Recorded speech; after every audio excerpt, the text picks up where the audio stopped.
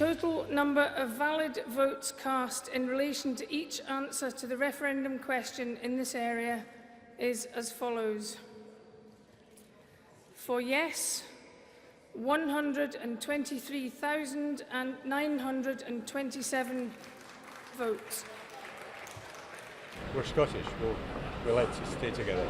I know one thing, I know the Tory government will punish Scotland for years. And I can understand that being such a close vote, there will be a lot of people who are very upset and disappointed with the result. Well, we'll go for independence again, if we can. Well, the people of Scotland have spoken. They will remain part of the United Kingdom. But this marriage will remain shaky for some time to come. England has made promises to Scotland. If they rejected the vote of secession, Scotland will expect those promises to be fulfilled. And there remains still plenty of questions about how this will affect the future, not only of Europe, but of global trade, money, and security. Welcome back to MidPoint. From Edinburgh, Scotland, from the University of Edinburgh Business School, economist and professor. Pleasure once again to see Brad MacKay. Brad, thanks so much for being back with us. Good to be here with you. What has happened in the fallout then, the hangover from the vote? Everything's done. Is everything calmed down in Scotland today? Yeah, it was pretty calm this morning. Everybody's kind of just assessing where we're at. You know, as your report suggested, we had a 45% to 55% victory for the no side. But you're quite right, this is not the end of the issue. I think it would be fair to say that it's not so much an endorsement of the status quo, but a reprieve. And obviously there's been lots of promises that have been made to Scotland, and how, you know, the rest of the UK government works through honoring those promises is going to be a very difficult process indeed. Give us a feel, if you will, for the people here in the States who aren't quite aware of maybe some of the ideas there, but I know a lot of people who live in Scotland and in England, and they tell me a lot of stories back and forth. But isn't there always still that feeling of subjugation from the people in Scotland? People who still feel as if no matter what they do, they may want to remain, and it may be good for everything, but in many ways the British still look down their nose at the people at Scotland on a daily basis.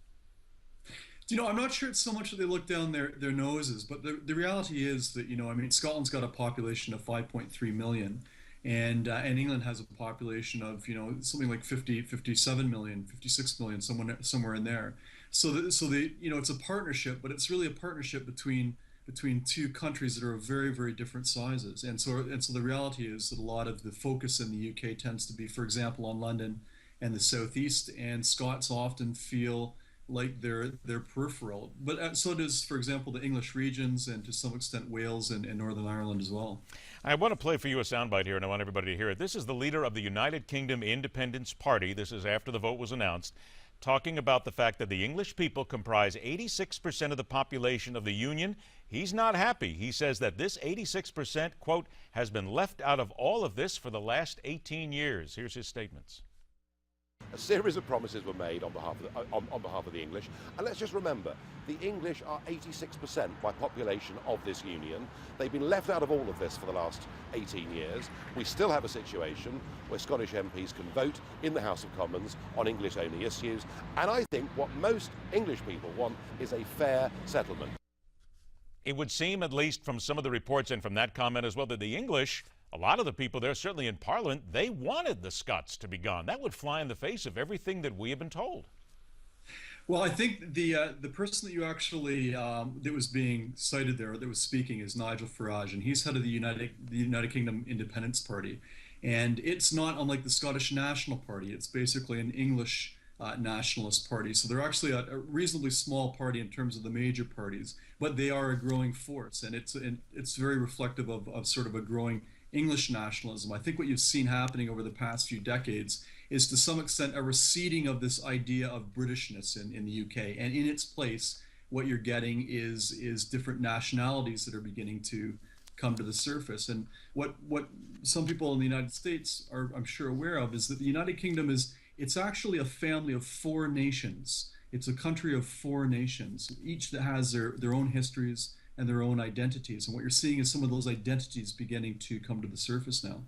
There are powers that have been promised to the Scots. It was what's called the Devo Max package that David Cameron had promised. This was something that, if you read a lot of the British tabloids, they will say that he was forced to concede to in the panicky latter stages of the No campaign. What is in this Devo Max package that the Scots look at and say, this is important, and maybe what wasn't addressed? Yeah, so in the Devo Max, I mean, Scotland already has it. It has its own parliament, and it controls things like health and education and training and some areas of transport and police and other things. But what they don't have much control over are things like welfare, and even though they can spend money, a lot of the tax raising ability is actually still rests with London. In that way, the United Kingdom is a very, very centralized country.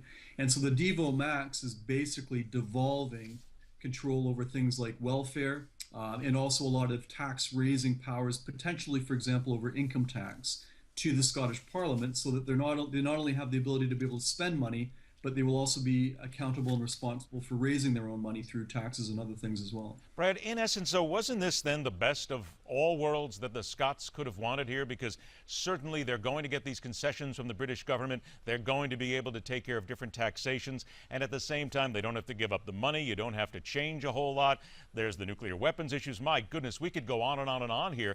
But it almost seems as if you wanted to look at the end result, that actually voting to stay was really the best thing to do, because it sure got the Brits' attention and got them to hand over some powers.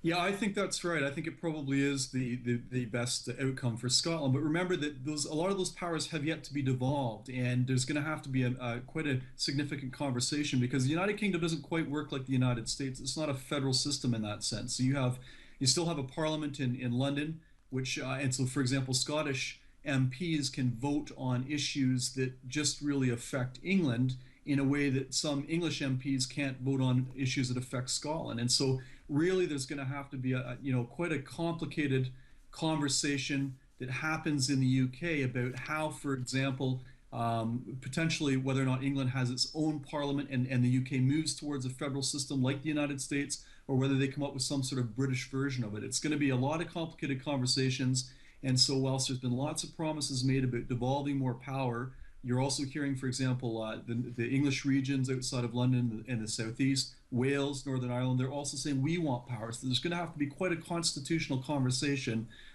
potentially before some of those things are realized. I want to get to that point, but first of all, here's a soundbite from the British opposition leader, Ed Miliband, telling supporters that the rejection of Scottish independence in their referendum was what he would call a vote for change, and sounding very positive. Here he is.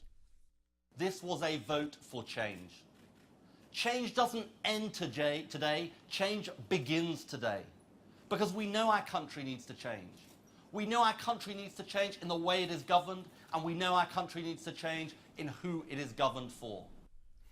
He says the country needs to change. All right, in Scotland today, and a lot of the things that you just touched on, how concerned are some people that when this all gets down to Parliament, the votes are taken, people start speaking and talking and demagoguing, if you will, that the British are going to renege somewhere along the line? I think there is some concern. I mean, I feel reasonably confident that there'll be some settlement and some of those promises in whatever form will be devolved. But we're heading into a general election year in 2015, which means that the different political parties will begin posturing. They don't all agree on what sort of powers should be devolved to Scotland. And so there are going to be challenges. And the other thing, too, is as you mentioned, and you had Nigel Farage speaking a little while ago from the United Kingdom Independence Party. And some of the conservative backbenches are beginning to stand up and say, well, wait a second, if Scotland's going to get more powers, then shouldn't England also have more control over its own affairs that parts of the other country can't really have much influence over? So there's going to be some very, very complex conversations going on, lots of complexities in there, and whether or not, as politicians have a tendency to take care of their own backyard when it really comes down to it, and so whether or not they're actually going to be able to put some of those party interests aside for the good of the country, I mean, that's a big question. I think in some form it will happen, but there's going to be lots of twists and turns before we see what really materializes. I only got 30 seconds left. Isn't it fair to say that by staying with the United Kingdom, Scotland basically dodged an economic disaster bullet? This could have been very bad.